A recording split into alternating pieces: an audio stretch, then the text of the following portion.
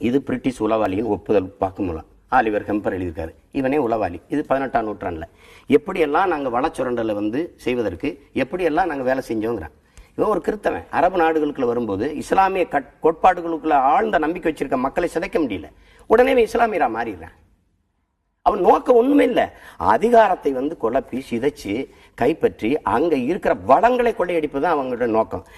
இது நீங்க பாக்குறீங்க பொருளாதார அடியாளின் வாக்கு ஜான் பெர்கின் எழுதுனது. இது ரகசிய வரலாறு. இது 3 தான் தம்பி உலக அரசியல். என்னை சுத்தி என்ன நடக்குதுங்கிறது இதான் தம்பி. ஹைட்ரோ கார்பன் எடுப்பேன், மீத்தேன் எடுப்பேன், ஈத்தேன் எடுப்பேன், அதை எடுப்பேன். இது எல்லாமே என்னன்னா வளர்ச்சிங்கிற பேர்ல எங்களை வார்த்தையில இனிக்க வைக்கிறது. வளர்ச்சி வேலை வாய்ப்பு, வளர்ச்சி வேலை வாய்ப்பு. இதை சொல்லியே என் வளங்களை கொள்ளையடிச்சு பிச்சைக்கார நாடாக்குதான் தம்பி எங்களுக்கு இவன் வேலை. இப்ப நீங்க பாத்தீங்கன்னா 1960களில் சோமாலியா சொர்க்கமா இருக்கு தம்பி. பச்சை பசையல் என்று எழில் அவ்வளவு ஒரு அழகான நாடு. எப்படி இன்னைக்கு மனிதனை திங்கிற ஒரு